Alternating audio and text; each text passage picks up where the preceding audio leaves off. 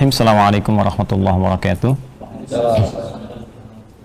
Alhamdulillah rabbil alamin. Wassalatu wassalamu ala rasulillahil karim wa ala alihi wa sahbihi ajma'in wa ba'd. Fa ya ahbaballahi wa ahbaba rasulihi sallallahu alaihi wasallam, usi nafsi wa iyyakum bi taqwallahi faqad fazal muttaqun fala tamutunna illa wa antum muslimun. Faqala ta'ala ya ayyuhalladzina amanu taqullaha haqqa tuqatih wa la tamutunna illa wa antum muslimun. Saudara-saudariku dimanapun Anda berada, jumpa kembali dalam kajian Madrasah Al-Imam Al-Bukhari. Kita hari ini bersama para mu'takifin dan ada juga mu'takifat di bawah dalam prokes yang terbatas tentunya, menyesuaikan dengan kondisi pandemi.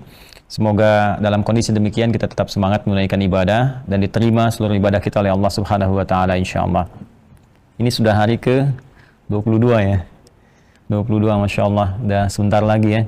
Sebentar lagi, biasanya kalau sebentar lagi itu sahabat bukan senang ya, tapi ada perasaan sedih gitu karena akan kehilangan momentum besar yang memang nggak didapatkan kecuali di Ramadan saja, sehingga mereka banyak bermohon kepada Allah kalau memungkinkan suasana setiap waktu itu seperti Ramadan, seperti Ramadan, seperti Ramadan, karena malam Al-Qadar cuma di Ramadan, pahala dilipat gandakan cuma di Ramadan. Lipat ganda pahalanya itu bukan lipat ganda biasa. Jadi bukan 10 ke 700 ya, tapi langsung dari Allah sendiri yang nilai. Jadi nggak terbatas, bisa 1000 kali lipat, bisa 1.000.000 kali lipat dan sebagainya. Dan ampunan tiap waktu. Jadi kalau di hari-hari biasa ada misalnya waktu pertengahan malam saja atau di penghujung malam. Ada yang sifatnya dengan tempat, ada sifatnya waktu, ada sifatnya tempat, ada sifatnya keadaan. Kalau misalnya waktu dalam keadaan kita antara adzan dengan iqamah di antara dua Jumat, dua khutbah di Jumat. Kemudian di penghujung malam. Kalau tempat misalnya Masjid Al-Haram, Masjid An-Nabawi, atau di masjid. Kalau keadaan misalnya sedang terzalimi, ya sedang resah, sedang berjuang, itu cepat dikabulkannya doa. Tapi Ramadan itu setiap detik. Setiap detik. Jadi 24 jam siang malam Allah berkenan mengabulkan doa, bahkan mengampuni kita. Dan hadisnya sahih semua. Ya, termasuk di Al-Bukhari itu ada yang pernah kita bahas sebelumnya.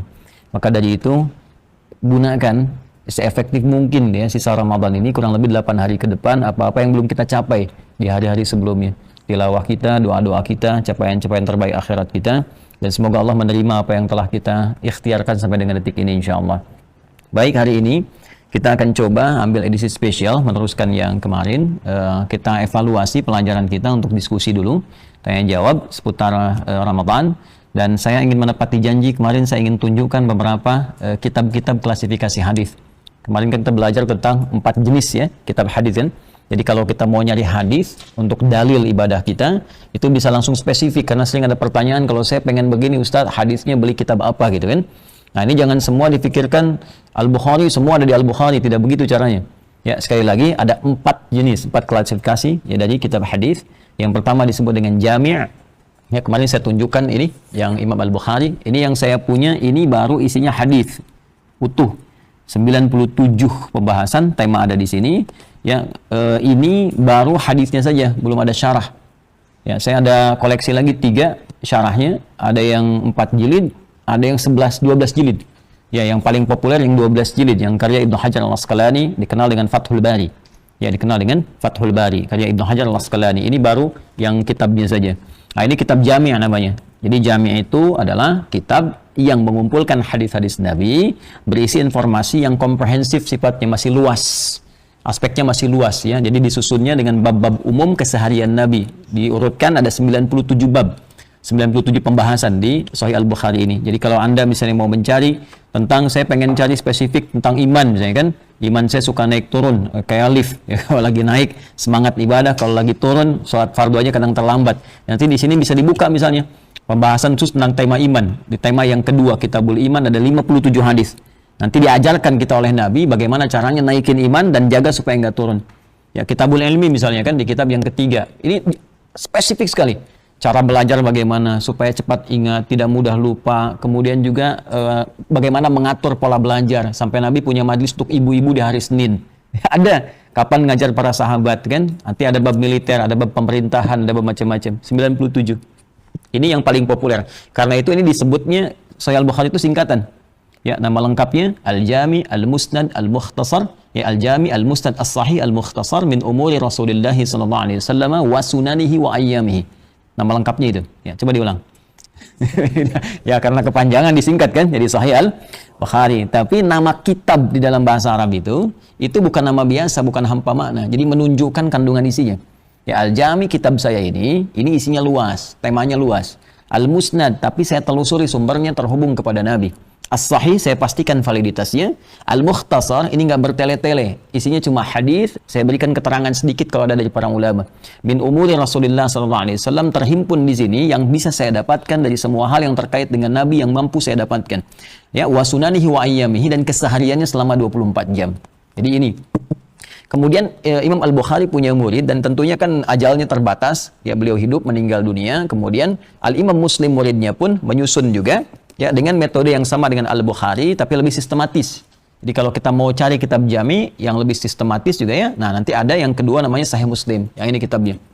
Ya, ini yang ada syarah Imam An-Nawawi, saya punya 9 jilid ya, ini. Jadi yang ini teman-teman sekalian di antara tambahannya mengumpulkan apa yang Imam Al-Bukhari juga belum dapatkan karena saat beliau meninggal kan ini masih hidup jadi masih bisa nyari ya. Nah, nanti di luar ini saya tidak datangkan ini kalau nggak cukup nanti mejanya. Jadi ini ada nanti kan meninggal, Imam Muslim meninggal, Al-Bukhari meninggal. Hadisnya kan masih banyak. Ya, karena keduanya punya keterbatasan, begitu meninggal ada yang belum sempat dikumpulkan.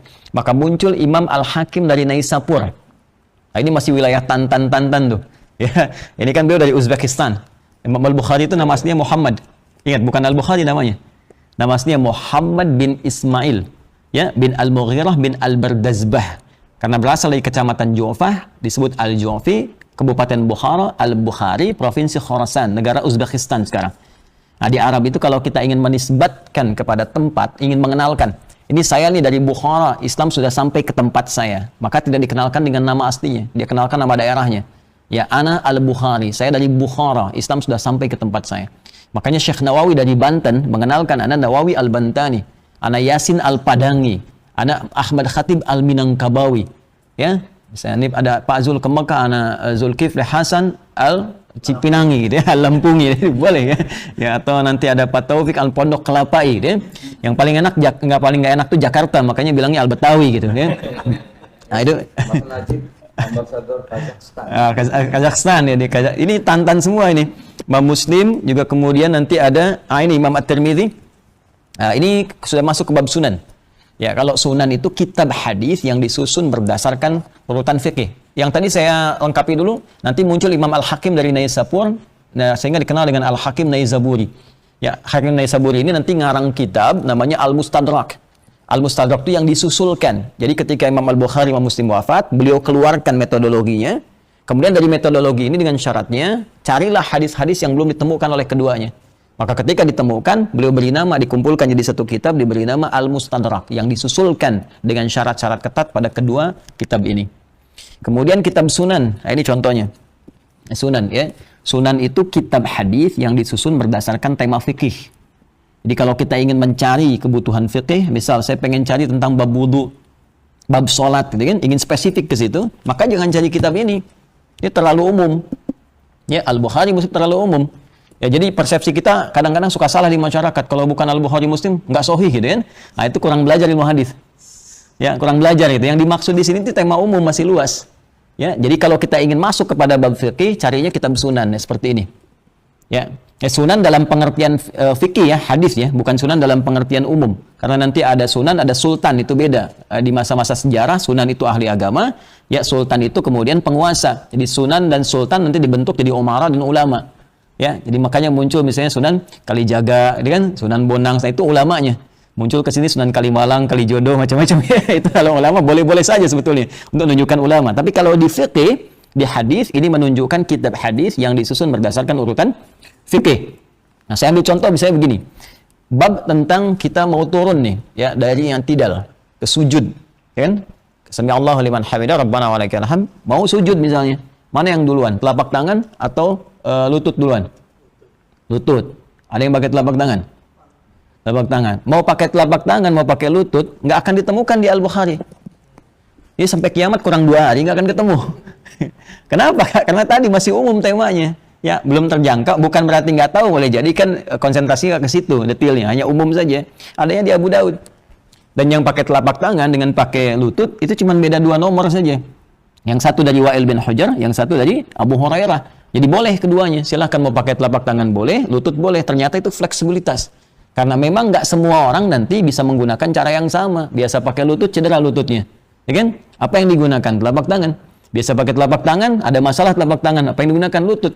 Ya, kalau nanti pernah ada orang yang agak ekstrim gitu kan, oh nggak benar itu kan harus pakai telapak tangan saja atau lutut saja. Begitu bermasalah apa yang dipakai? Kan nggak mungkin pakai kepala duluan, ya. Jadi harus itu yang kita pahami bersama. Ini kitab sunan namanya. 50 tahun kan. Sekarang kadang-kadang pakai lutut. Kadang-kadang pakai lutut. Nanti kita bahas nanti sampai sana di bab sholat. Nanti masuk gitu ya. Jadi nanti kita bahas lah di sesi itu ya. Ini Sunan Abu Daud, ini ya kitabnya. Kemudian ada Sunan At-Tirmidzi, ini juga.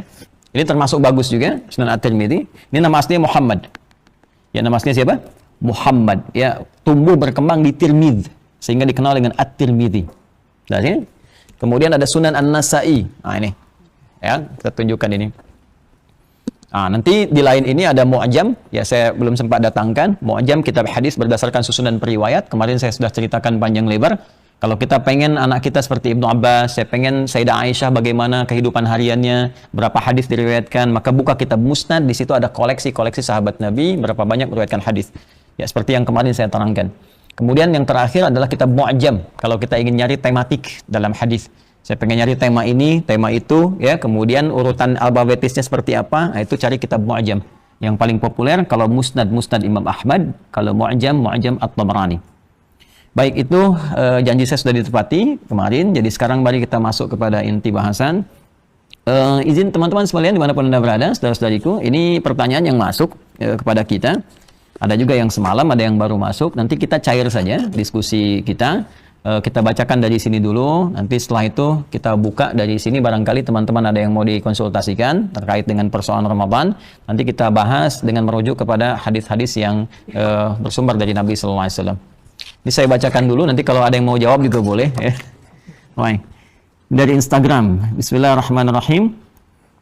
Dari akun Rifki Mauliansah.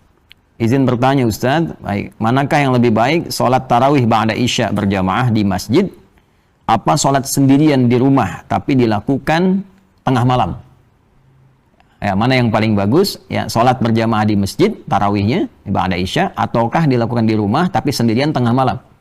Ya, karena setiap pertengahan bulan Ramadan sampai akhir Ramadan, masjid di tempat saya selalu sepi jamaah karena banyak yang ingin melaksanakan tarawih di rumah sendirian tengah malam. Syukran atas jawabannya. Kira-kira gimana nih? Yang bagus gimana? Di masjid atau di rumah sendirian tengah malam? Dalilnya apa? Nih agama nggak boleh dikira-kira. Nanti kalau agama dikira-kira semua punya pendapat, kan? Kita kembalikan kepada keterangan Nabi Sallallahu Alaihi Wasallam. Ini kita bisa lancak di Al-Bukhari.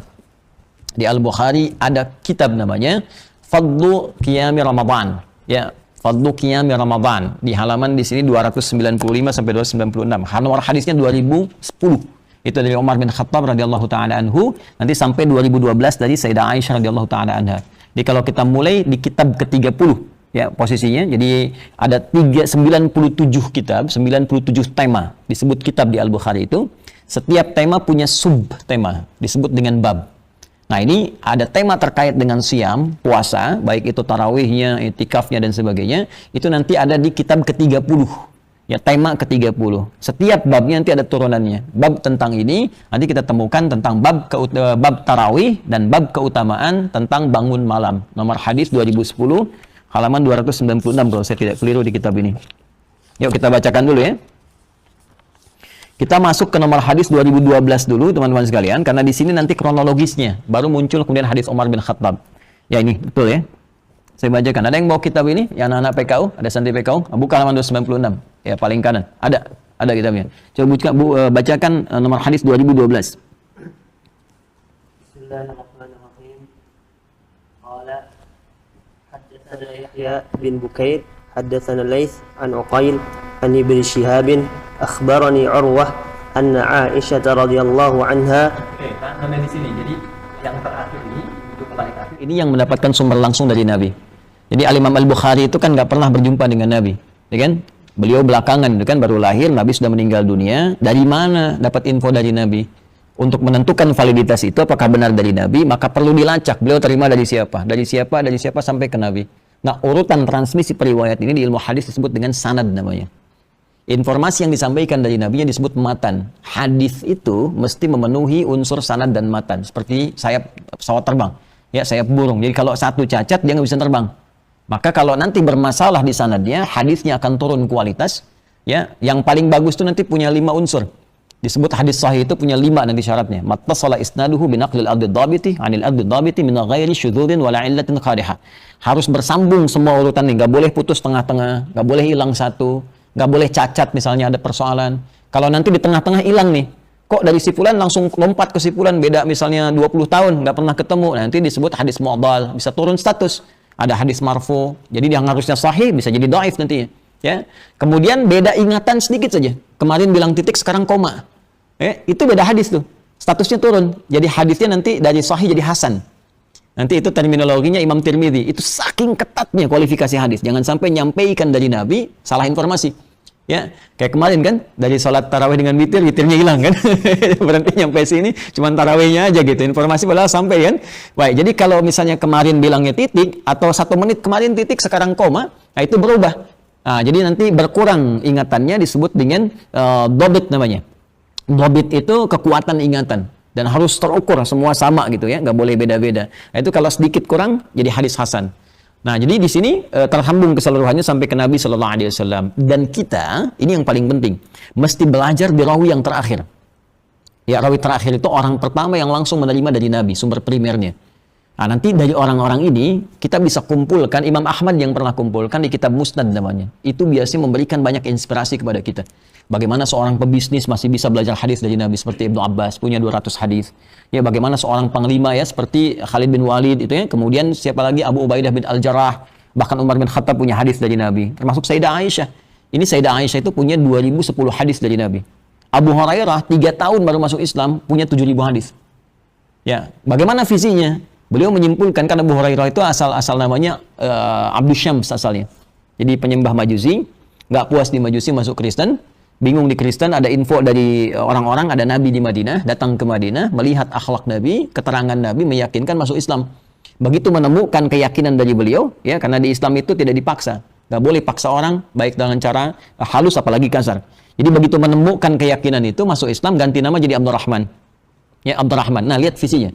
Beliau memberikan satu gambaran kepada kita, saya ini terlambat. Karena saat masuk Islam, Nabi sudah usia 60 tahun. Tahun 7 Hijrah, 3 tahun lagi meninggal.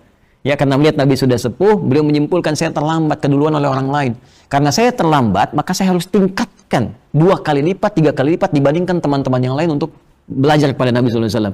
Jadi ditingkatkan semangatnya. Kalau yang lain nunggu di majlis Nabi, beliau nunggu di depan rumah Nabi. Kemana Nabi pergi diikutin gitu. Sehingga 3 tahun ini efektif bisa mengumpulkan hadis lebih banyak dibandingkan dengan yang lain.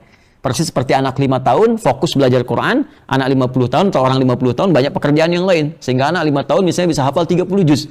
Ya, nah ini dimanfaatkan betul. Nah, ini gambaran kepada kita kalau tidak ada terlambat dalam belajar agama.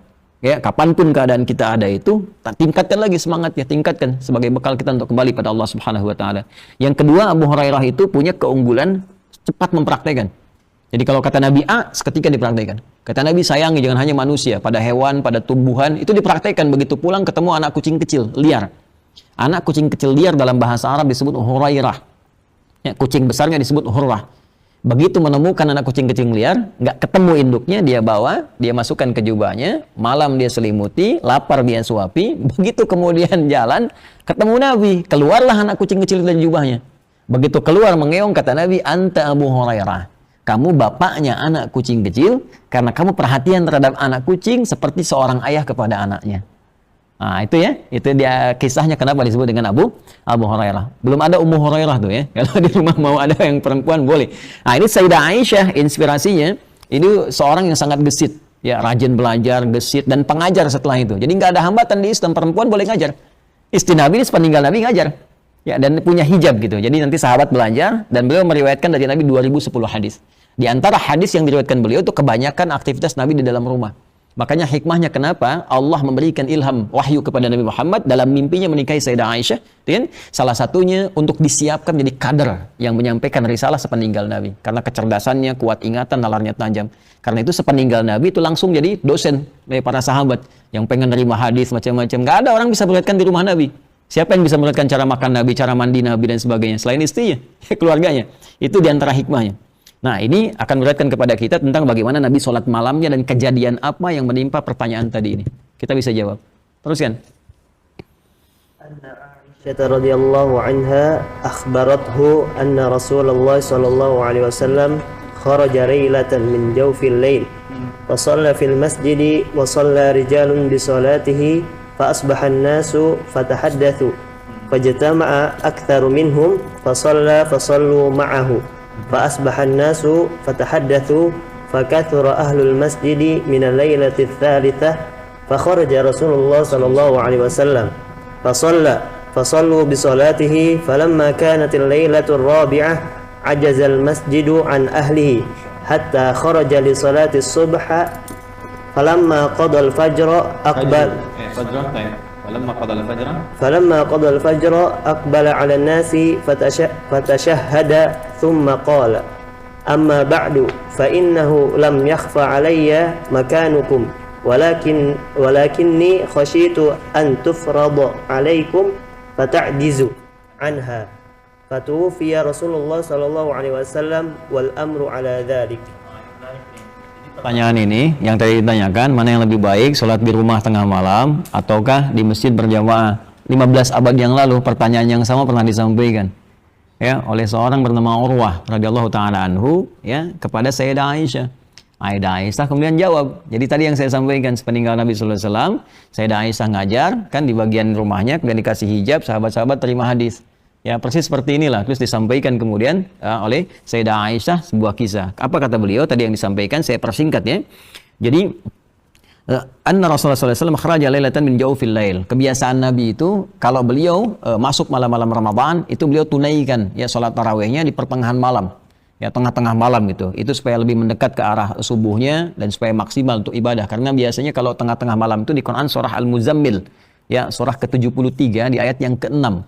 Itu ada redaksi begini dari Al-Quran, inna nasyi'atal laili hiya asyaddu wat'au wa aqwamu qila. Bangun malam itu lebih menggugah kepada jiwa dan memberikan sentuhan kepada hati lebih dalam.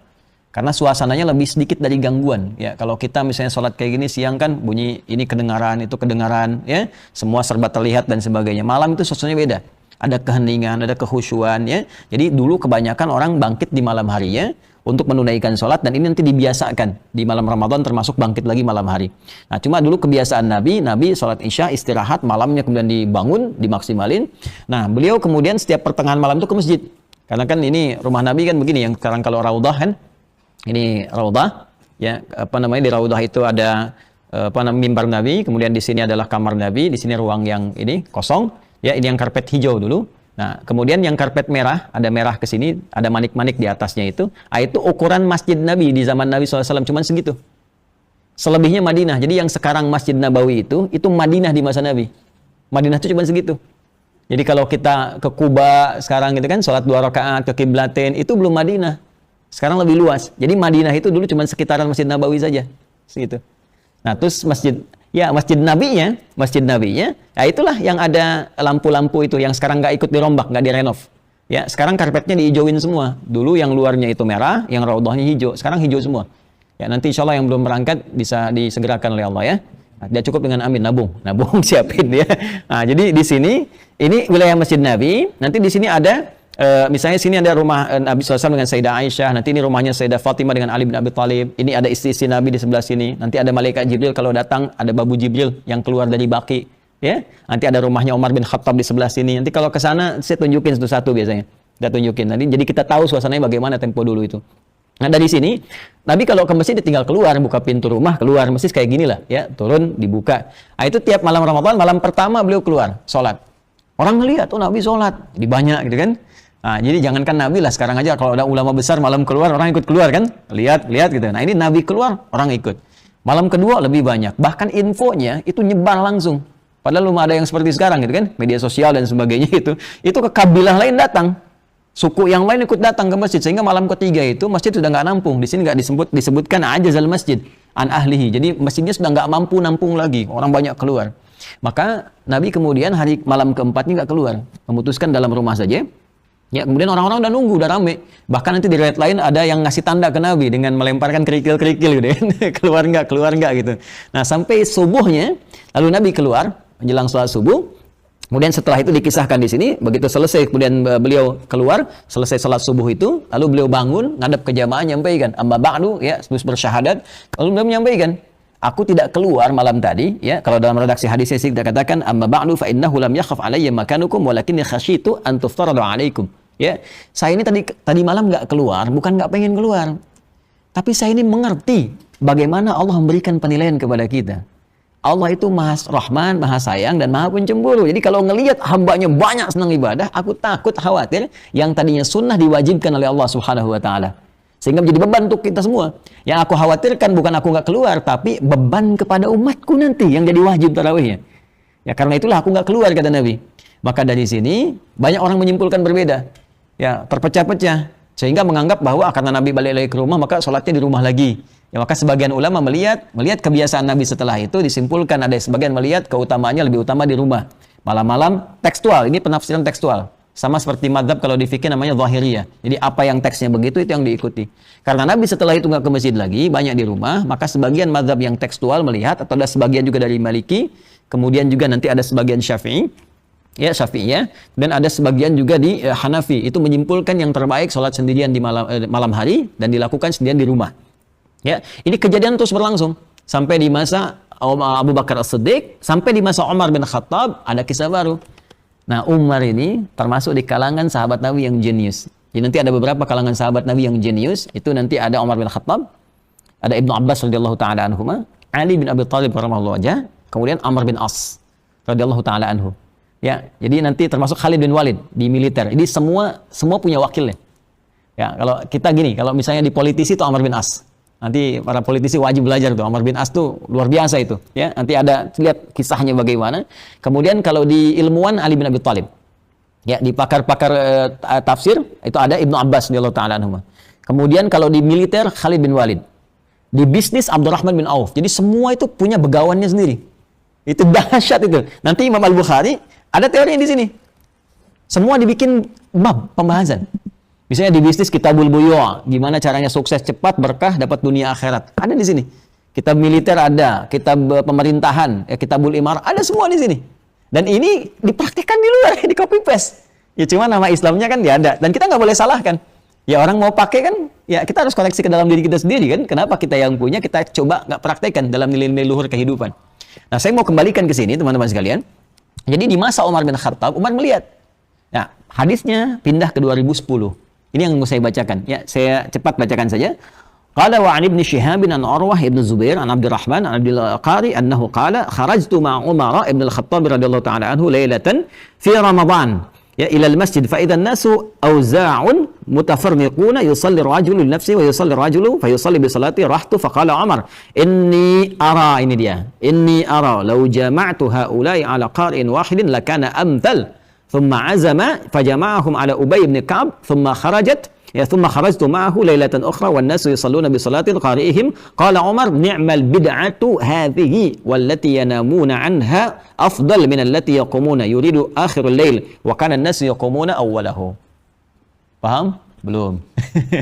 Nah, jadi di masa Umar, tadi saya katakan Umar itu jenius. Beliau bisa membaca konteks dari teks yang disampaikan. Ini maksudnya detailnya begini, ya tekstual atau kontekstual. Maka beliau baca, oh ini maksudnya kontekstual, kata Umar nih. Jalan beliau keluar ke masjid, kok sepi gitu. Sementara ini malam Ramadan. Dan masjid punya keutamaan, di Abu Daud kan disebutkan, orang ke masjid dapat 25 kebaikan, belum ngapa-ngapain. Jadi hadis ke masjid itu dahsyat ya. Kita baru datang ke masjid dengan niat ibadah, itu langkah pertama meningkatkan derajat, beri pahala. Langkah selanjutnya menggugurkan dosa-dosa kecil. Ya, sepanjang bukannya disengaja, yang harus ditobati.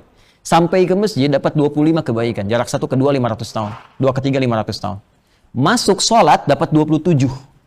Zikir dapat pahala lagi. Ya, beda kan dengan sendirian, apalagi di luar masjid kan? Maka Umar melihat, nah asal tarawih ini, asalnya kan ditunaikannya di masjid. Nabi kan ke masjid. Ya kan? Cuman karena Nabi khawatir jadi wajib, bukan karena nggak boleh di masjidnya. Tapi karena dikhawatirkan karena Nabi masih hidup, turun wahyu, kemudian tarawih jadi wajib. Karena khawatir wajib, maka Nabi pindah ke rumah. Jadi pindah ke rumah ini bukan mengesankan, ya menghindar dari masjid, tapi lebih karena sebabnya supaya tidak jadi wajib. Maka Umar menyimpulkan karena Nabinya sudah meninggal, nggak akan ada wahyu lagi. Karena itu Umar melihat akan lebih bagus dibalikin lagi ke masjid. Seperti semula Nabi menunaikannya. Maka ditunjuklah imam pertama namanya Ubay bin Ka'ab radhiyallahu ta'ala anhu, termasuk orang yang luar biasa, tim ad hoc di masa Nabi yang mengumpulkan wahyu bersama Zaid bin Thabit, ya, bersama Abdullah bin Mas'ud dan yang lainnya. Maka jadi imam itu awal mula pertama ditunjuk imam. Kata Umar, kalau ada yang nyebut saya bid'ah, ini bid'ah yang terbaik. Ini bid'ah yang terbaik. Nah, ini muncul bid'ah hasanah itu dari sini asalnya. Jadi kalau ada yang nyebut saya bid'ah, ini bid'ah yang terbaik. Padahal bukan bid'ah. Jadi ini mengandaikan saja. Kalau ada orang kurang ilmu nuduh saya bid'ah, maka ini bid'ah yang paling bagus. Ya Umar siapa? Sahabat Nabi, dekat dengan Nabi, mertua Nabi, disebut masuk surga tanpa hisab bersama Nabi dari 10 orang. Lantas ada orang menyebut bid'ah, itu kurang minum susu. Gitu. Jadi kata Umar, ini yang paling bagus, maka dibalikinlah oleh Umar, maka sejak saat itu muncul seperti kebiasaan sekarang. Nah, Umar kemudian mengambil, kalau ada orang yang ingin santai, agak enak, agak nyaman, silahkan, boleh malamnya dia bangun, tengah malam. Kalau ditunaikan Ba'da Isya pun silahkan. Maka Ubay bin Ka'ab itu mimpin Ba'da Isya. Nanti ada yang bangun lagi malamnya, ada yang dia nggak Ba'da Isya, ada yang malamnya kemudian dia tunaikan, ada yang kemudian kebiasaannya ditambah. Jadi Ba'da Isya dia ikut, malamnya kemudian dia bangun lagi sholat malam. Seperti di Mekah kebiasaan sekarang ataupun di Madinah. Nah, dari sini apa yang kita simpulkan?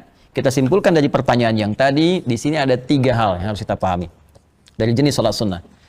Pertama, sholat sunnah itu, teman-teman sekalian, itu ada 3 jenis. Ya, 1, ada yang bisa berjamaah, ada yang tidak berjamaah. Ingat itu ya, ada yang berjamaah, ada yang tidak berjamaah. Jadi jangan semua dijadikan jamaah. Misal, yang tidak berjamaah rawatib, tidak berjamaah, ya kan?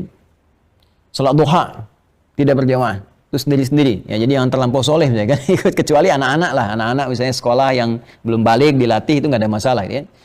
Kemudian ada yang sifatnya ditunaikan dengan berjamaah. Contoh, sholat 2 hari raya, Idul Fitri, Idul Adha, itu kan sunnah, berjamaah. Kemudian tarawih, ya, tarawih, termasuk qiyam malam hari itu, ya diambil tadi tahajud, ya, sebagian tahajud nanti ada penguat di Abu Daud nomor hadis 1367. Ya, saat Nabi sedang sholat sendirian, ya, tiba-tiba datang Ibnu Abbas di rumah Sayyidah Maimunah, kemudian ngikut Nabi di belakang, ditarik oleh Nabi supaya sejajar. Itu sholatnya sholat malam, tahajud. Ya, di nomor hadis 1365 sampai 1367. Ini saya tunjukkan supaya nggak dikira ngarang gitu kan. Nomor hadis 1367. Ya, dari 65 dulu. 306. Ini dia. Nah, betul, ya. Nah, ini 65 di sini, 67 di sini, 1367. Jadi di sini dikisahkan, ya teman-teman sekalian, nanti Nabi SAW menginap di rumahnya Sayyidah Maimunah, kemudian Ibnu Abbas ikut di situ. Ini hadis tentang doa bangun tidur, bagaimana dari Nabi bangun sampai Nabi tahajud. Ya, ini kalau saya bacakan di ingatan saya misalnya, karena Nabi SAW istaiqadha min naumihi fajalasa. Ada Nabi SAW kalau bangun dari tidurnya beliau duduk, famasaha biyadihi min athari naumi, kemudian beliau menghapus dengan bekas ngantuknya. Jadi kalau bangun tidur jangan langsung beraktivitas. Sunnah Nabinya hilangkan dulu ngantuknya. Jangan dulu baca doa. Ingat, baca doa dalam keadaan ngantuk, apa yang dipahami dari baca doanya? Tiba-tiba baru alhamdulillah plak tiduran lagi, bangun jam 7 gitu kan. Jadi hilangin dulu ngantuknya. Setelah itu baca 10 ayat terakhir di surah Ali Imran, baca doa bangun tidur, kemudian dhahaba ila syinin mu'allaqah, pergi ke tempat tertutup berwudu, lalu menunaikan salat. Disitulah datang Ibnu Abbas. Ya, jadi begitu datang, beliau menyampaikan, saya sholat di samping Nabi, ditarik oleh Nabi sejajar, lalu Nabi sholat 2 rakaat, 2 rakaat, 2 rakaat, kemudian 2 rakaat sampai witir 1. Ini yang asalnya sholat malam, formulasi 2-2-2-2, ujungnya 1 atau 3. Asalnya di sini, di Abu Daud. Ya, kalau yang formulasi 4-4-3, itu di Al-Bukhari, riwayat Sayyidah Aisyah. Adalah Nabi SAW kalau di rumahku, di rumah Sayyidah Aisyah, bersama Sayyidah Aisyah, itu sholatnya 4-4, kemudian 3. Kalau di rumah Sayyidah Maimunah 2-2-2, kemudian 1. Ini petunjuk kepada kita kalau jadi imam, lihat makmumnya. Ya, kalau makmumnya misalnya nyantai, enak, biasa, ya silahkan 2-2, ya kan? Tapi kalau makmumnya misalnya punya kekuatan atau ada dalam kondisi yang buru-buru atau bagaimana, bisa 4-4-3, nggak ada masalah, senyamannya di situ. Ya, baik. Yang salah yang tidak, belum tentu sholat, karena belum tentu salah, karena sunnah.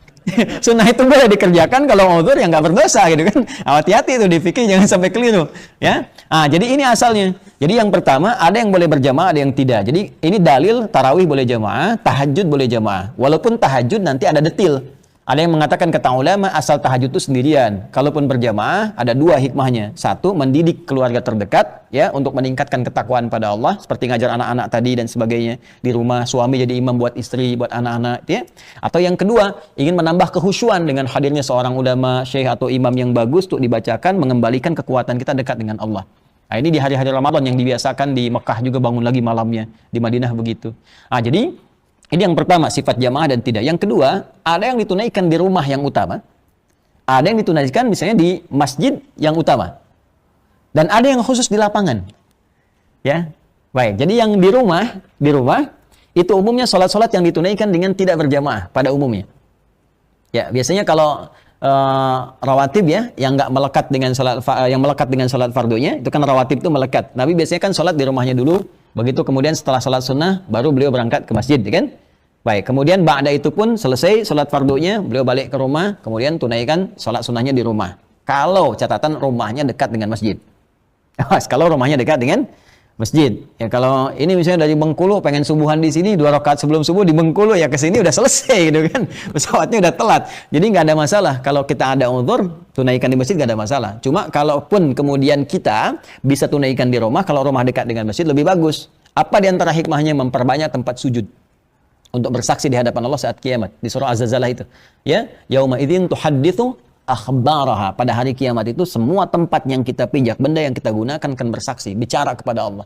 Si fulan itu pernah pijak saya sujud, si fulan pernah duduk di tempat saya baca Quran, itu bicara. Makanya kata para ulama, komentarnya jangan banyak berbuat maksiat, jangan berbuat maksiat di setiap tempat kita pijak, karena semua akan bicara. Ya, walaupun kita rahasiakan itu akan bicara semua di hadapan Allah Subhanahu wa taala. Ya, sekarang kan sudah jadi bukti. Ya, di scan, bisa dicek, bisa dilihat sidik jari, macam-macam kelihatan, udah bicara di dunia aja udah ditampakkan. Ya, di dunia udah tampak, apalagi di akhirat, kan? Ah, jadi ini bagian yang pertama yang melekat. Nah, hikmah kalau di masjid pun kan pernah lihat tukar posisi ya, atau pindah, itu bukan kewajiban, tapi memang sunnah yang diarahkan untuk memperbanyak tempat sujud. Makanya ada yang geser, gitu kan? Dan nggak harus tukar posisi, ya, nggak harus tukar posisi, gitu kan? Di PAW pergantian antara waktu sholat. Jadi nggak harus begitu, maju dikit nggak apa-apa. Yang penting tempat sujudnya berpindah. Jadi nggak harus paksa orang lagi zikir begini, Pak, tukeran Pak. Jangan ganggu orang gitu. Biarin aja orang zikir. Nah ini butuh ilmu juga. Kadang-kadang orang pahamnya harus tukeran. Orang lagi zikir, lagi baca Quran disuruh pindah kan? Nah itu jadi salah gitu. Ya, jadi biarkan orang zikir, biarkan baca Quran. Anda tinggal maju dikit atau mundur dikit. Ya, kalau memang mau tukeran, orangnya sama-sama mau, nggak ada masalah. Ini yang kedua. Yang ketiga, ada yang sifatnya di lapangan. Ya, lapangan. Ya seperti hari raya, karena harinya luas, banyak gitu kan, maka lebih utama ditunaikan di tempat yang terbuka lebih luas. Lapangan yang dimaksudkan, ingat ini yang penting saya garis bawahi. Yang dimaksud bukan menunjuk sebuah lapang dalam arti tempat. Tempatnya lapangan itu bukan. Tapi menunjuk tempat yang luas.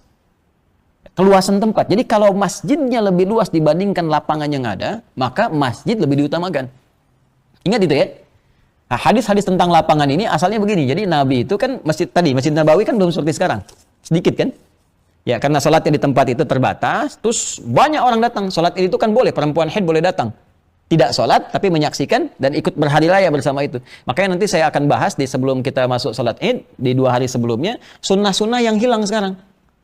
Ya, kenapa nggak kita sediakan posisi untuk perempuan yang tengah haid misalnya, ya dikasih tempat khusus, kasih makanannya, anak-anak dikasih bagiannya, berikan mainan, mungkin anak-anak yang senang mainan, anak-anak senang kue-kue, hadirkan di situ, jadi mereka merasakan raya.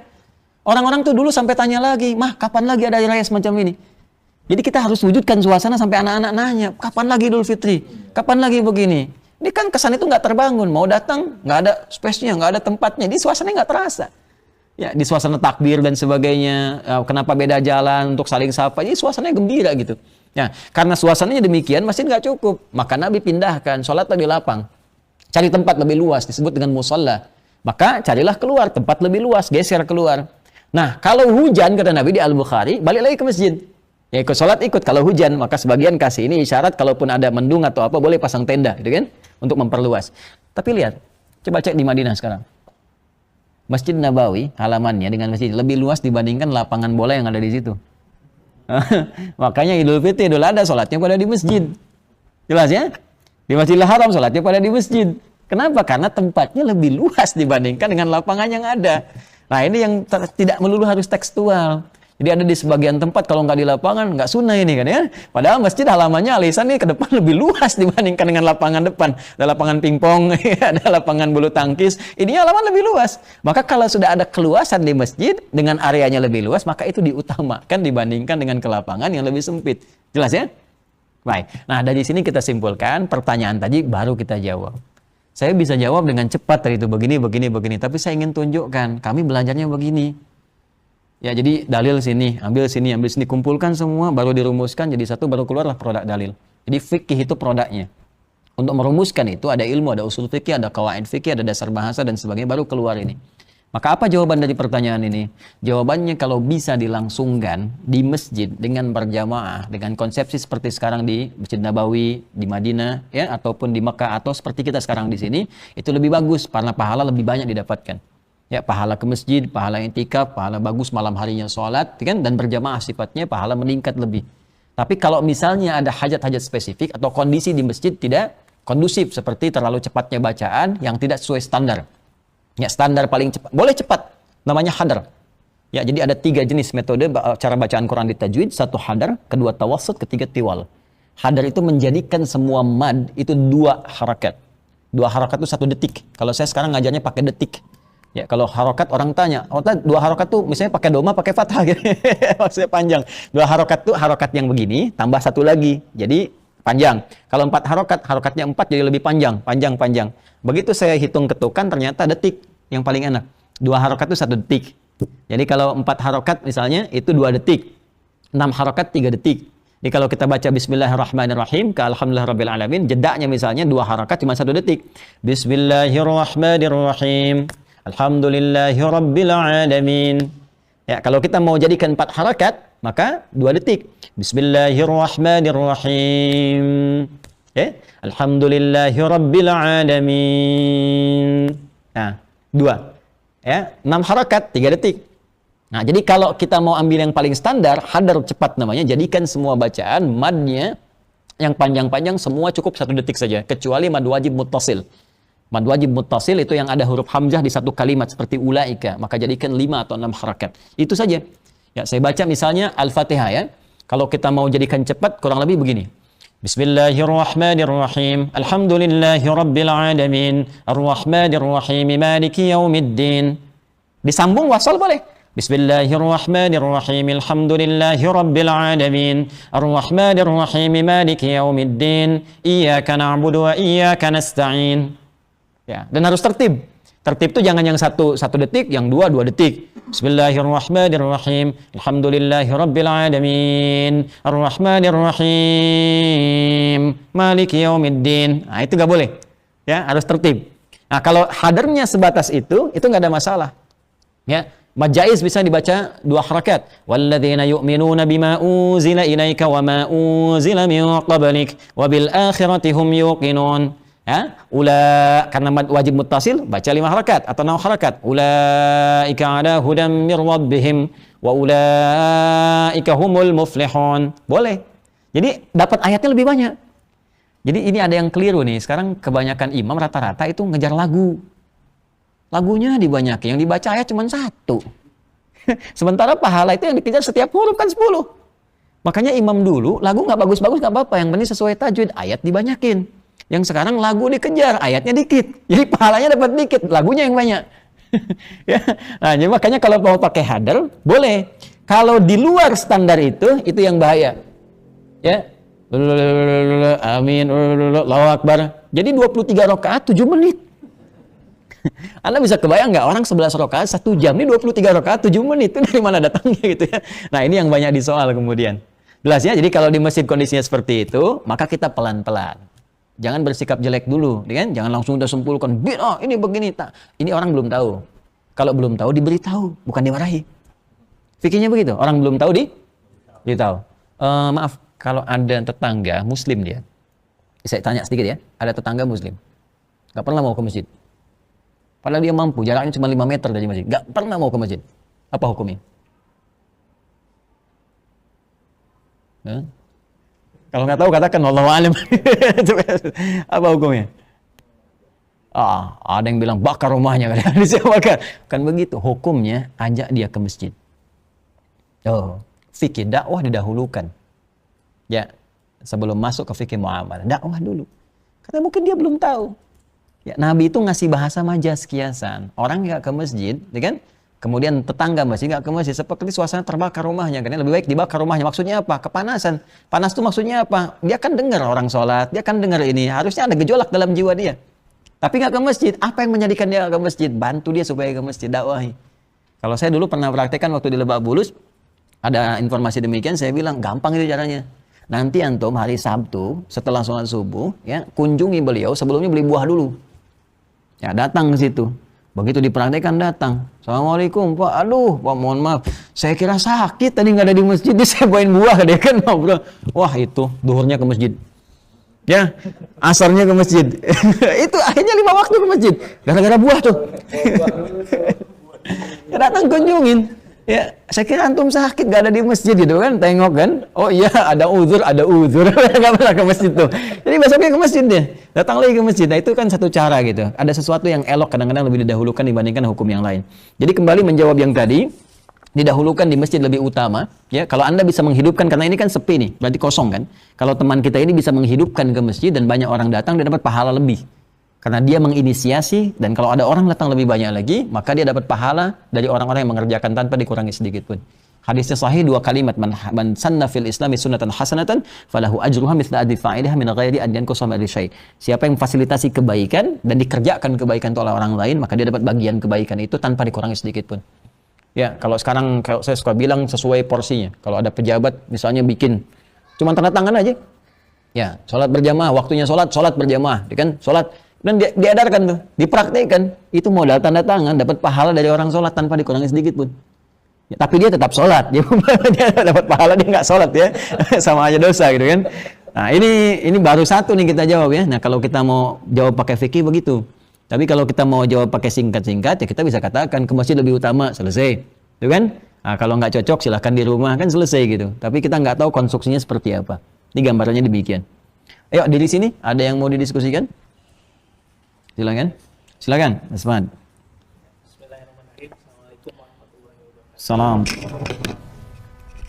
Nah, di bulan Ramadan ini kan banyak keutamaan untuk berinfak, sedekah, dan juga ada kewajiban untuk berzakat, termasuk sebelum Hari Raya Idul Fitri nanti zakat fitrah. Nah, saya mau bertanya, ada sebagian orang mungkin yang karena satu dan lain hal gitu ya, menyatukan semuanya gitu. Zakat, infak, sedekah pokoknya disatukan. Secara kalkulasi singkat ini insya Allah lebih gitu ya. Yang pertama apa hukumnya? Pertanyaan saya yang pertama apa hukumnya menyatukan itu semua?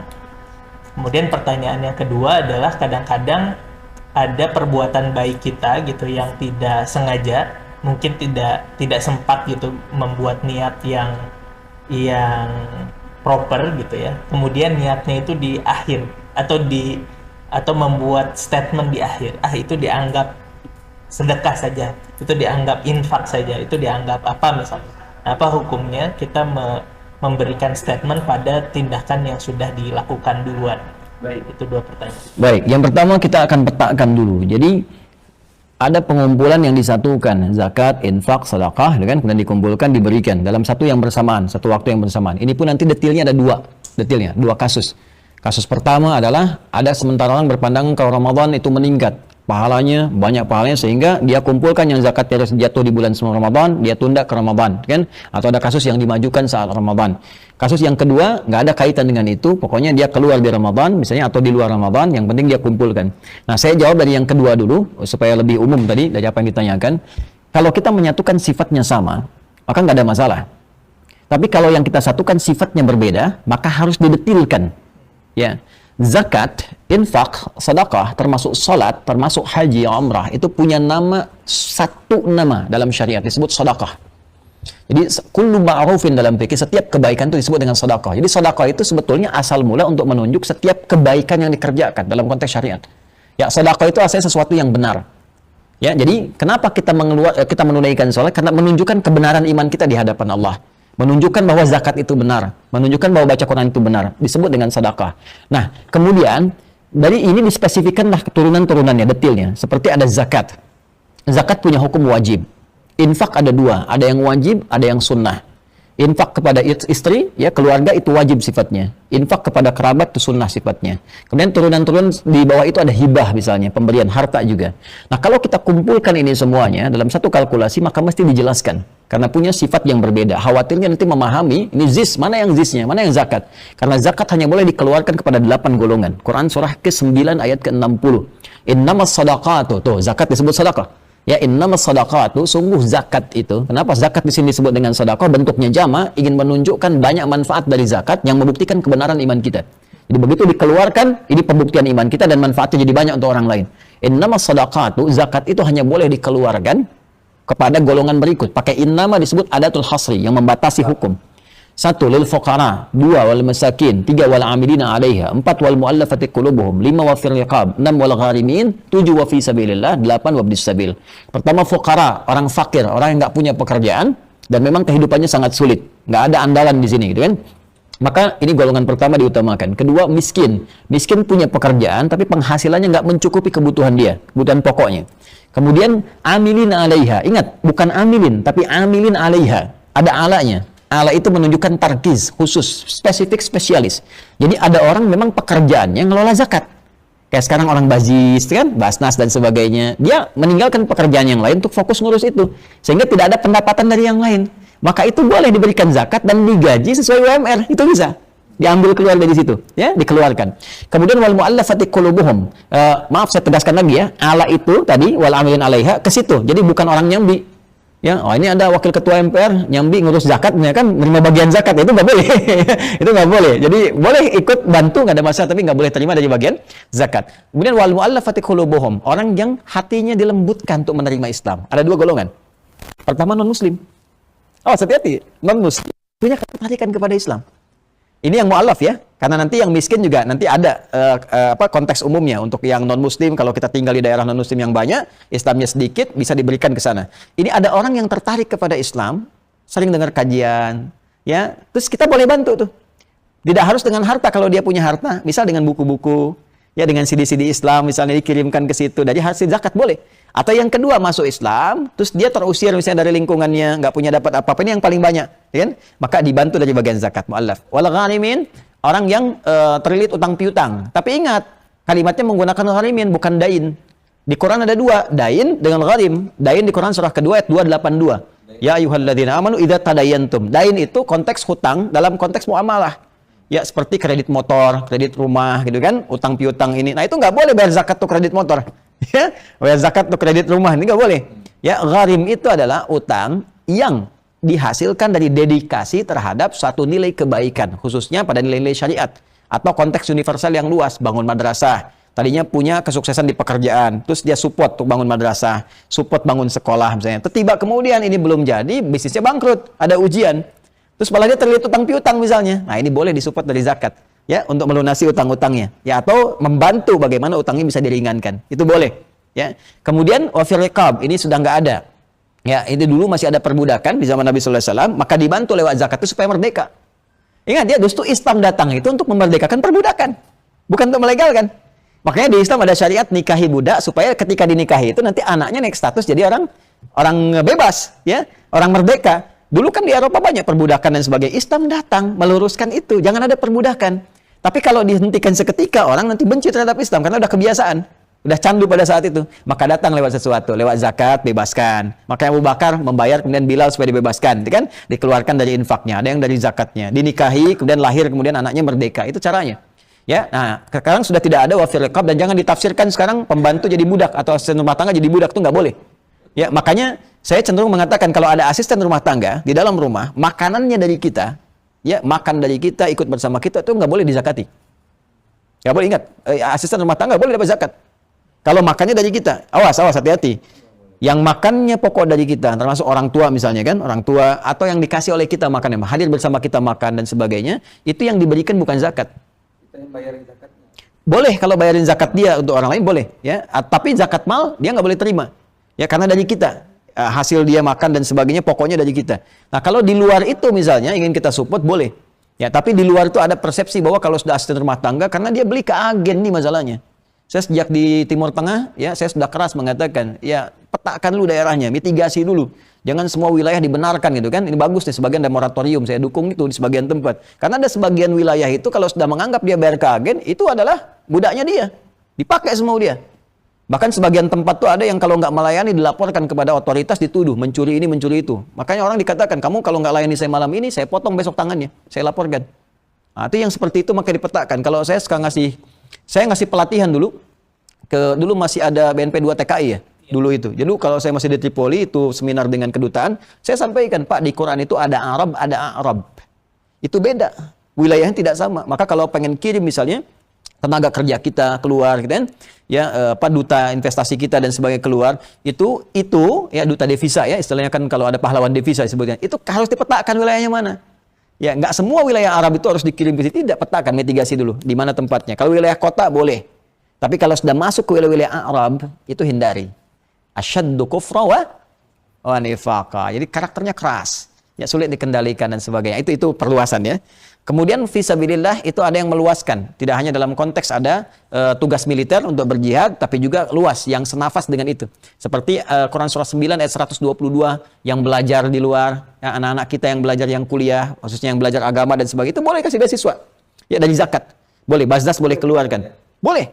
Sah, bazdas boleh keluar. Itu ayatnya kan senafas, turun untuk bisa memberikan hukum sama dengan orang berjihad tatkala tidak ada tuntutan militer, tuntutan perang. Bahkan ketika ada tuntutan perang pun, kata Nabi, jangan semua keluar, karena ayatnya turun. Wa makanal mu'minuna liyanfiru kafah. Jangan semua turun ke medan perang. Nanti kena resiko semua. Falaula nafara min kulli firqatin minhum ta'ifatun yatafaqahu fid din, ta'ifatun yatafaqahu fid din. Yatafaqahu fid din wa liyunziru qaumahum idza raja'u ilaihim la'allahum yahdharun. Mesti ada orang yang sebagian konsentrasi untuk belajar, dan nyata sekarang ayat ini. 15 abad yang lalu. Ayat ini memberikan kesan bahwa di masa yang akan datang ada kebutuhan intelektual lebih tinggi. Mungkin boleh jadi peperangan akan berubah konteksnya. Jadi perang pemikiran, perang tulisan, perang informasi, perang macam-macam. Mesti ada yang pintar menjawab. Sekarang kalau Islam banyak disoal, ya lewat tantangan pemikiran, jawabnya mau pakai apa? Semua agama sama, menuju pada Tuhan yang sama, cuma caranya beda-beda. Jawabnya mau pakai apa? Ya kalau kita nggak bisa, repot. Ya sekarang persoalan tauhid nih, itu ayat yang turun tegas. Fa'lam. Quran surah 47 ayat 19. Fa'lam annahu la ilaha illallah. Persoalan menetapkan Allah sebagai Tuhan saja, kata Allah, kamu mesti punya ilmu. Supaya kamu yakin Tuhan kamu Allah. Nanti kalau kamu ditanya, kenapa pilih Allah bukan yang lain? Jawabnya apa? Itu yang dasar saja, yang pokok. Jangan dikasih mie instan pindah. Dikasih sarung pindah gitu kan. Ya, agama nggak senilai sarung, nggak senilai mie. Jadi harus kita kembangkan pemikiran itu lebih luas. Maka adalah fisabilillah. Ibnu Sabil yang di jalan kehabisan bekal itu nggak usah dilihat dari mana dia, mau kaya, mau dia cukup, ya tetap disupport. Aduh, saya tolong, saya kehabisan bekal, tapi kan kamu anaknya menteri. Ini nggak ada urusan, dia udah nggak punya akses kemana-mana, kita bantu. Jelas ya? Nah, itu boleh dari zakat. Nah, kemudian infak itu dibagi dua. Infak wajib ya dari suami dalam hal ini kepada istri dan keluarga. Dalilnya nanti di Quran surah keempat An-Nisa di ayat yang ke-34. Ayat 34. Paling kiri sebelah atas di mushaf standar. Ar-rijalu qawwamuna 'alan nisa bima faddalallahu ba'dahum 'ala ba'dhin wa bima anfaqu min amwalihim. Ya, laki-laki itu, para suami itu ditetapkan oleh Allah menjadi pemimpin di rumah tangganya dengan dua sifat. Qawwam itu punya dua sifat. Ya, satu membina, memimpin dan mengayomi, menjaga. Makanya di surat Yusuf diilustrasikan seperti matahari. Ya, matahari. Apa fungsi matahari itu? Mengeringkan yang basah, menyengat itu kan dengan sengatannya, menjaga supaya keadaan tetap terang, tetap nyaman. Maka suami, ya kepala rumah tangga mesti memberikan penerangan di rumah, pencerahan-pencerahan kebaikan. Sengat kalau ada yang mengganggu ya kepada keluarga. Tapi kalau ada air mata di anak-anak, di istri, cepat keringkan. Ya seperti air mata, seperti matahari mengeringkan yang basah-basah yang kita jemur dari pakaian dan sebagainya. Maka keringkan, itu indah sekali ilustrasinya. Ya dengan kalimat-kalimat indah, dengan kata-kata yang baik, thayyibah. Perempuan diilustrasikan sebagai rembulan. Ya, rembulan, matahari kan nggak enak dilihat, kan? Bisa parah kalau dilihat ya. Maka laki-laki kalau nggak enak dilihat, tampilan biasa-biasa, nggak perlu dengan keindahan, itu wajar. Keluar misalnya sebagian lecak itu, biasa itu ya. Biasa itu ya. Tapi kalau perempuan tidak. Makanya bahasanya seperti rembulan. Rembulan itu enak dilihat, lembut, baik, dan seterusnya. Maka sebaliknya, makanya di ayat nanti ada dua untuk laki-laki, dua untuk perempuan. Di satu ayat yang sama, fasalihatu qanitatun hafidhatul lil ghaibi bima hafidhallah. Makanya jangan kebalik. Ya, nggak boleh ada perempuan ke laki-lakian, rembulan ke matahari-mataharian, atau matahari ke rembulan-rembulan. Kan? Karena pernah ada kasus kan, di satu tempat, ini kisah yang sampai ke saya, mungkin canda, tapi itu dalam maknanya. Ya, satu RT bayangkan, ada info ke Pak RT, semua takut istri. Maka RT-nya pengen ngecek, yang takut istri, pindah semua ke kanan. Kanan semua. Cuma satu orang yang di kiri. Tapi artinya bangga juga, dia tanya, kamu bagus ya nggak takut istri? Bukan Pak, istri saya nyuruh saya ke kiri. Jadi sama juga. Jadi nggak ada dengan kekuatan bulan aku menghukum gitu ya. Jadi semua harus porsinya sama. Nah jadi itu qawwam namanya. Yang kedua, wabima anfaqu min amwalihim. Ya, laki-laki diberikan perangkat oleh Allah untuk mencari nafkah. Nafkah itu singkatan dari infak. Ya, singkatan dari apa? Infak. Jadi satu akar kata. Nah ternyata kita diberi perangkat. Ini bedanya gini. Perempuan tuh nggak dilarang untuk bekerja sepanjang tidak mengurangi kewajibannya atau menyalahi kewajibannya di rumah. Ya, tapi nanti jadi capek. Itu redaksinya yang sampai. Ya, litashqa. Jadi sulit, repot. Ya, jadi kalau misalnya ada anak yang harus dirawat, diberikan ASI dan sebagainya, maka di rumah itu lebih utama. Dan berdosa kalau dia keluar kemudian ya mengabaikan kewajibannya dalam rumah. Kalau dia pun kemudian dapat, ini bedanya. Kalau dia dapat sesuatu misalnya dari hasil pekerjaan dia, hobi atau apa dan sebagainya, itu boleh sepanjang tidak mengabaikan kegiatan di rumah. Itu rezekinya Allah berikan hanya untuk dia saja. Ya.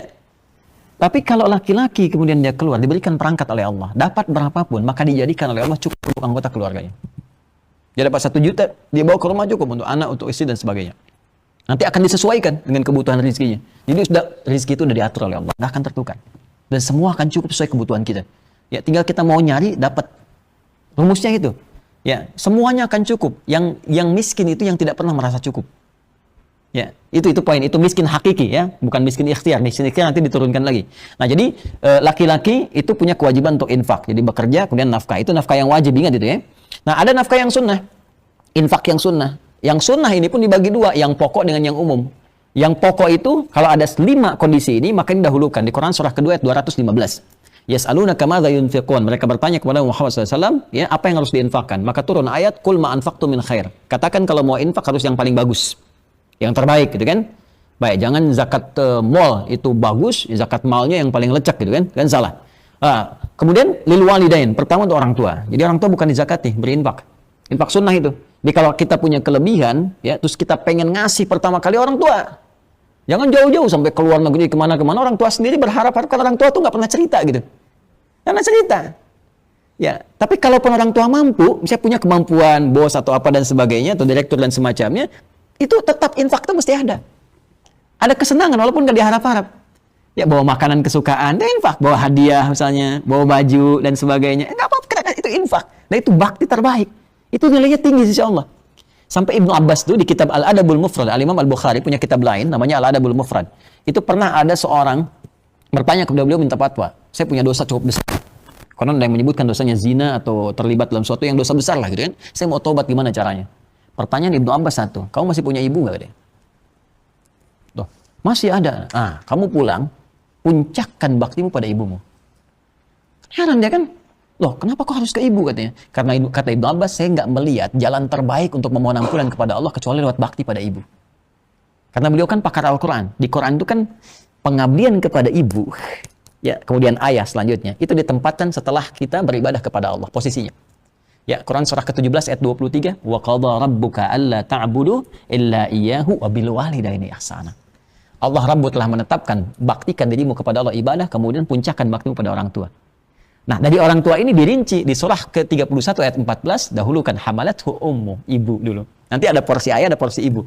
Ya, kenapa ibu disebutkan nanti 3 kali di hadis Nabi, ummak, kemudian abak? Karena nanti ibu punya 3 hal yang nggak dilakukan oleh ayah. 1, mengandung, nggak ada ayah mengandung. 2, menyusui, nggak ada ayah menyusui. Dan 3, melahirkan. Ya, mengandung, melahirkan, menyusui. Ya, jadi kalau udah laki-laki aja lah gitu ya. Perempuan aja, jangan dicari Satpol PP ditanya siapa kamu, Nia. Siapa Nia? Yang jelas Kurniadi. Kurniadi Nia. Joni Cepi gitu kan. Enggak usah jauh-jauh. Nah, ini orang tua lil walid wal aqrabin, kerabat dekat. Kerabat dekat ini bisa 2 tafsirnya. Bisa kerabat kita secara biologis, ya, misalnya ada adik, ada kakak, ada bibi, ada dan sebagainya, dia kekurangan, kasih infak. Ya. Nah, kalau ini kerabat ini kalau dia masuk fakir, miskin, sepanjang bukan dari makanannya dari kita, nggak dikirim sembako, nggak dikirim apa, itu boleh dikasih zakat. Ya, nanti dari situ misalnya ada infak, boleh disupport lagi. Nah, ada yang kedua adalah aqrab ini, wal aqrabin, kerabat dekat dalam arti tetangga kita. Tetangga sekitaran, ya, tetangga tempat kita tinggal. Jadi boleh jadi kita misalnya orangnya di Palembang atau orangnya di luar Jawa, tinggal di Jawa, di Bekasi, di sini kan yang paling duluan tahu kita sekitaran kita. Jangan sampai kita tidak berbagi, ini spiritnya, ini hikmahnya. Ya, jangan sampai tidak berbagi sehingga mereka menganggap, ah udahlah biarin aja, kemalingan juga biarin gitu kan. Nah ini yang berbahaya, ini spiritnya, ini hikmah diantaranya. Wal aqrabin wal yatama, yatim, anak yatim. Anak yatim ini kenapa infak? Ada hikmahnya. Kalau yatimnya fakir, yatimnya miskin, boleh disupport dengan zakat. Tapi yatimnya kaya, beda kasus. Ya, Steve Jobs meninggal, punya anak yatim. Masa mau disupport lewat zakat? Dibalik kan? Beda itu. Tapi kalau infak, itu boleh. Infak, oh ternyata anak ditinggal ayahnya, belum sempat dibelikan misalnya mainan, dia senang mobil Tayo, gitu kan? Maka boleh. Kayak main kita kemudian ke toko beli Tayo, ya. Mana yang Tayonya, atau Embers Poli, Robocar apa, dibelikan oleh kita, sampai dia merasa bahagia. Sehingga dia seakan-akan mendapatkan satu support yang baru. Itu hukum, ya. Wal yatama wal masakin, orang miskin. Ya. Miskin kenapa? Bisa dapat dua nih, zakat ada, infak ada. Ya, karena miskin itu punya ikhtiar. Dia berikhtiar mau kerja, cuma pekerjaan dia menghasilkan sesuatu yang belum mencukupi. Maka ketika dia nggak cukup, disupport lagi. Dan infak ini nanti kaidahnya termasuk zakat, mengangkat orang miskin supaya keluar dari kemiskinan. Bukan mempertahankan kemiskinan. Saya mohon maaf ya, konsep ini yang pakai Singapura. Singapura pakai itu. Saya kalau diskusi sama beberapa mufti teman-teman yang di sana itu, mereka sudah mengeluarkan, dihitung nih, sampai punya data habis. Terus si orang itu dikasih begini, nih dikasih modal kemampuan, nanti dibimbing. Bisa dikumpulkan potensi zakatnya, taruhlah kamu punya bakat apa. Bakatnya A misalnya, nih modal kamu kami hitung 50 juta sampai kamu mampu begini. Lalu didampingi, sampai dia mampu. Dari punya kemampuan itu, dari tadinya dia menerima zakat, dia jadi muzaki. Itu harus kita kembangkan, jadi nggak harus semua dipertahankan dalam kemiskinan, bukan. Anda dikasih zakat, belum keluar, kasih infak. Belum bisa lagi, kasih sedekah. Kalau belum bisa mampu keluar dari situ juga, ya jangan pilih jadi orang miskin. Ya, jelas ya. Kemudian wal masakin wal yatama wal masakin wabnis sabil. Ibnu Sabil disupport juga dengan infak. Kalau nggak ada zakat boleh diberikan dengan infak. Kesulitan di jalan dan sebagainya. Bukan yang modus ya, yang benar-benar ditelusuri gitu. Nah, itu infak yang sunnah. Kemudian di atas itu ada yang fisabilillah yang tadi. Yang keluar misalnya kita tadi kayak mau infak ke Palestina, ini kan? Yang sedang dalam suasana yang sulit, infak ke rahinnya, infak ke Syria dan sebagainya, itu masuk fisabilillah. Itu nanti dari dalil umum di Al-Baqarah ayat 261. Masalul ladzina yunfiquna amwalahum fisabilillah kamatsali habbah. Ya, orang-orang infak di jalan Allah. Makanya suka ada duta Palestina kan di sini. Ya imam-imam apa dan sebagainya itu sebagian salurkan. Enggak apa-apa kita mau kasih. Nah, cuma jangan sampai begini, kasih keluar kita ke sana, sementara orang tua sendiri nggak dapat, kerabat sendiri nggak dapat. Itu mesti ada keadilan di sini. Ya, jelas ya? Nah, kemudian ada bagian yang ketiga, ini yang sifatnya umum. Sedekah umum, kayak hibah, kayak apa, sifatnya umum saja.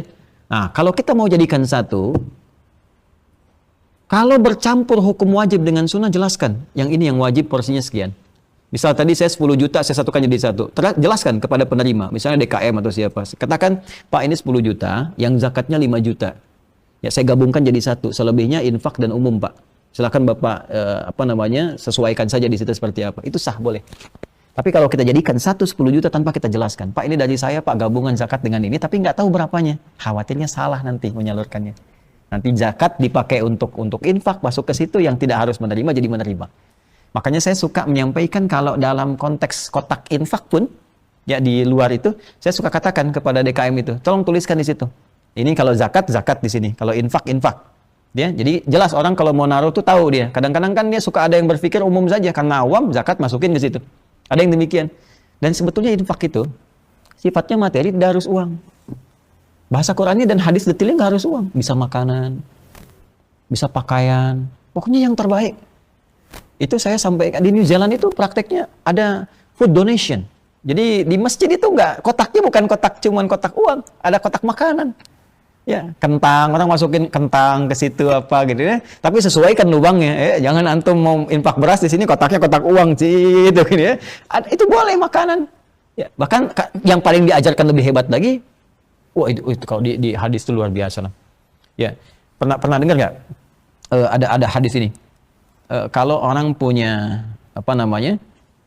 masya Allah tumbuhan, terus tumbuh buahnya sampai ke tetangga, ya kan? Maka itu hak bersama. Termasuk yang buahnya ke jalan. Ada pohon mangga depan tuh hak bersama tuh. Depan keluar. Nah, itu hak bersama. Jadi jangan tunggu dia minta izin. Kalau dia izin beritahu. Ya, jadi kalau kita misalnya ada tetangga, even itu non-muslim, even itu non-muslim. Bukan cuma Islamnya, even itu non-muslim. Itu hadis satu ya. Jadi begitu kita punya rambutan, buahnya ke tetangga, dia non-muslim, ketok pintunya, sampaikan. Bu, Pak, mohon izin, ini ada rambutan. Ya, saya tahu punya Bapak kan. Ya, memang rambutannya punya saya, pohonnya. Tapi yang bagian masuk ke Bapak, itu hak kita bersama. Silahkan nikmati. Kalau sudah merah apa, silahkan ambil saja. Kok bisa begitu? Ya, masa Pak, saya punya buahnya, Bapak cuma lihat saja, atau Bapak kebagian sampahnya. Ya, dari mana aturannya? Al-Quran yang mengajarkan saya begitu. Rasulullah yang mengajarkan saya begitu. Silahkan ambil. Ah, Masya Allah, kan? Luar biasa tuh. Besok-besok dia kan sudah senang kan? Dia nggak tahu ayam kita main ke tempat dia. Dia kira sama kayak rambutan kan, dia ambil aja gitu. Itu indah. Apalagi belum kaidah begini tentang makanan kan. Siapa yang masak makanan baunya sampai ke tetangga, maka bagilah dia walaupun hanya kuahnya. Tapi awas tuh, terlalu kencang bilangnya kuahnya tuh ya. Jangan salah tafsir. Jangan Anda makan ayam, opor Anda makan ayamnya, kuahnya dibagi tetangga, bukan begitu. Maksud hadis ini walaupun Anda masak cuma kuah saja. Bagi supaya dia nggak salah paham.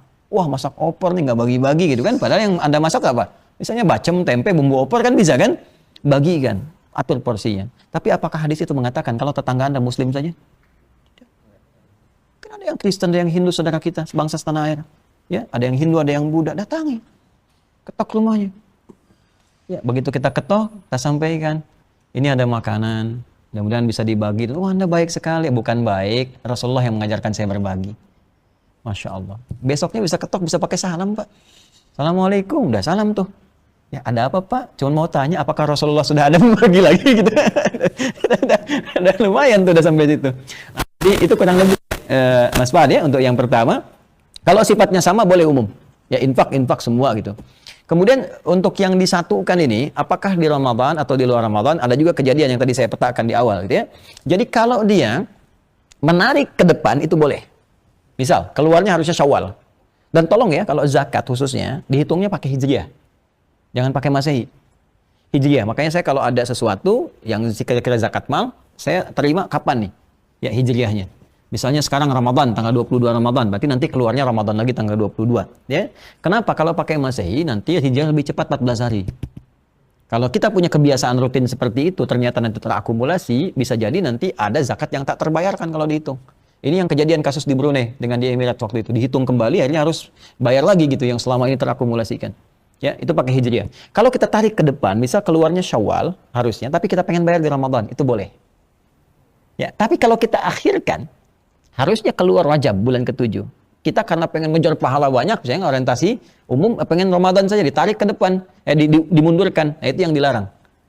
Ya, itu tidak diinginkan oleh para ulama. Dia khawatirkan nanti, pertama, kita kan nggak bisa memastikan ajal. Satu. Yang kedua, hak orang tertunda. Zakat itu kan hak orang. Kewajiban kita, hak orang lain. Ya, seperti kita gajian ditunda ya nanti Ramadan supaya saya keluarnya banyak pahala. Mau nggak nerimanya? Kerjanya di bulan Rajab dapat pahala, dapat gajian di bulan Ramadan. Pak, mana gajiannya? Entar Ramadan sekalian saya dapat pahala banyak. Kan nggak bisa begitu kan?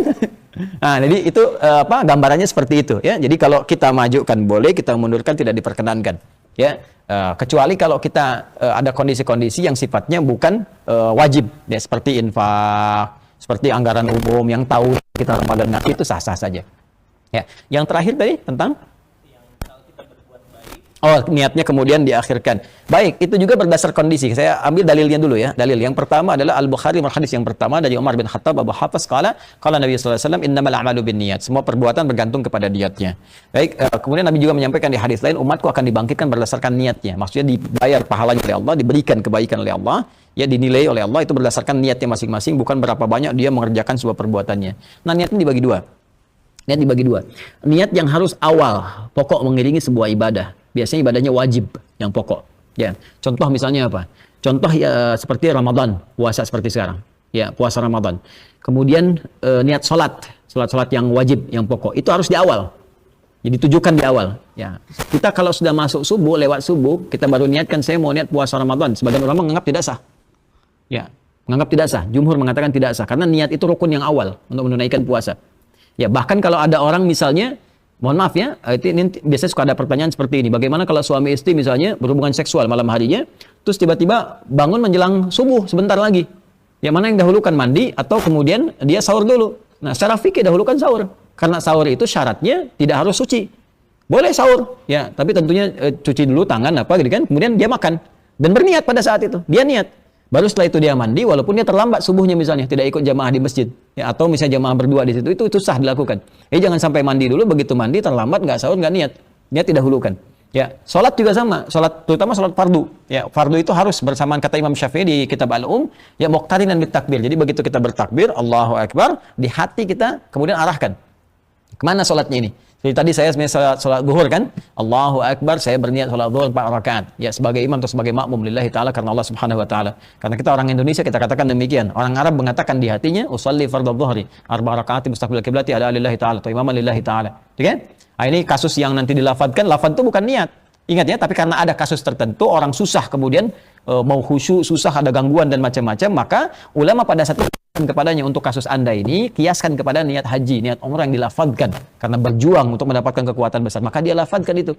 Dan secara psikologis itu memberikan kekuatan besar dan teorinya dipakai oleh orang Jepang, ditiru oleh orang Korea.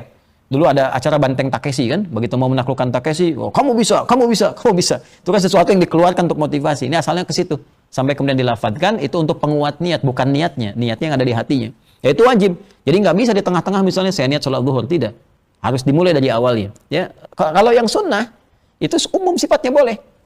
Bahkan di tengah bisa berubah. Itu sah. Yang sunnah. Ya, baik itu sholat misalnya atau mau infak. Ya boleh di akhir juga, di tengah-tengah misalnya kita teman punya utang, gitu kan? Sifatnya misalnya ada utang kepada kita sekian nih. Nah, ini lebih luas lagi kalau dalam perkara harta lebih luas. Ada yang bisa diakhirkan, ada yang bisa di awal diikrarkan. Yang bisa diakhirkan seperti tadi. Ini utang, belum ada akad, belum ada apa-apa, dia utang, kemudian kita lihat dia punya potensi yang sifatnya berhak menerima zakat misalnya. Itu boleh disampaikan kepada dia. Ya itu untuk kamu saja, itu zakat dari saya dan tidak usah malu untuk menyampaikan itu. Ya, itu zakat dari saya. Kecuali kalau orang yang misalnya, mohon maaf ya, khawatir tersinggung atau apa, kalau dia berhak menerima atau nggak mau, kita boleh dalam hati sampaikan kepada Allah. Ya Allah, itu niat saya untuk zakatnya, untuk dia gitu kan. Lalu disampaikan oleh Anda dengan bahasa, udah itu nggak usah dipikirin, sudah anggap lunas, selesai gitu ya. Tapi kita niatkan di hati untuk zakat untuk dia. Untuk infak boleh. Ya, tapi ada hal-hal yang kalau dia dikerjakan, sifatnya harus di awal. Ya, seperti apa misalnya, niat terkait dengan haji, karena mengumpulkan harta. Jadi ada ibadah fisik seperti sholat, ada ibadah harta seperti zakat, seperti infak, ada ibadah harta dan fisik. Ya, seperti haji. Haji itu mengumpulkan di awal. Jadi hartanya ada, fisiknya ada, dan diniatkan di awal ketika kita saat miqat. Ya, nawai Allahumma labbaika Allahumma hajjan, ya labbaika Allahumma umratan, di awal dikatakan. Tapi kalau seperti tadi muamalah harian misalnya kita ingin tetapkan uangnya begitu, itu nggak ada masalah. Di akhir kita simpulkan karena akhir itu pembuka yang awal sebetulnya. Ya, kecuali kalau begini, saya udah niat zakat di tengah-tengah dirubah. Saya infak aja gitu ya. Nah, itu nggak bisa. Itu nggak bisa. Kecuali kalau sama-sama sunnah. Ya, infak dengan sedekah dan itu nggak ada bedanya. Nggak ada bedanya. Saya kira itu ya. Baik. Cukup ya, nggak terasa ini sudah 1 jam kayaknya. Ya, saya kira itu yang kita bahas untuk kesempatan hari ini. Semoga Allah muliakan kita, menerima ibadah kita dan merahmati kita semua sampai kita kembali kepada Allah Subhanahu Wa Taala. Allahumma taqabbal minna innaka antas sami'ul alim wa tub 'alaina innaka antat tawwabur rahim. Allahumma ij'alna min ahli al-Qur'an waj'al al-Qur'ana sahiban lana fid dunya wa syafi'an lana fil akhirati ya arhamar rahimin. Rabbana atina fid dunya hasanah wa fil akhirati hasanah wa qina adzaban nar. Bi fadlika subhana rabbika rabbil 'izzati 'amma yasifun wa salamun 'alal mursalin wa akhiru da'wana subhanakallahumma bihamdika nashhadu an la ilaha illa anta nastaghfiruka wa natubu ilaik. Walhamdulillahi rabbil alamin. Assalamualaikum warahmatullahi wabarakatuh.